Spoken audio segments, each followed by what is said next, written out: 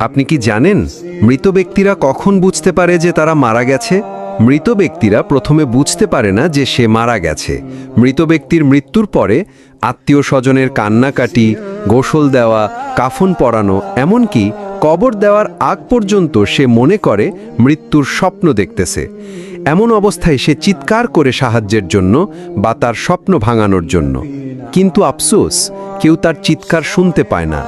যখন সবাই তাকে দাফন করে চলে আসে, তখন মৃত ব্যক্তি একা হয়ে যায়। ঠিক তখনই মহান আল্লাহ তাআলা তার আত্মাকে পুনরায় তার দেহের মধ্যে ফিরিয়ে দেয়। প্রথমে মৃত ব্যক্তি এটি ভেবে নেয় যে হয়তো তার খারাপ স্বপ্ন শেষ হয়ে গেছে এবং সে ঘুম থেকে জেগে উঠেছে। তাই সে আল্লাহর কাছে কৃতজ্ঞতা প্রকাশ করে।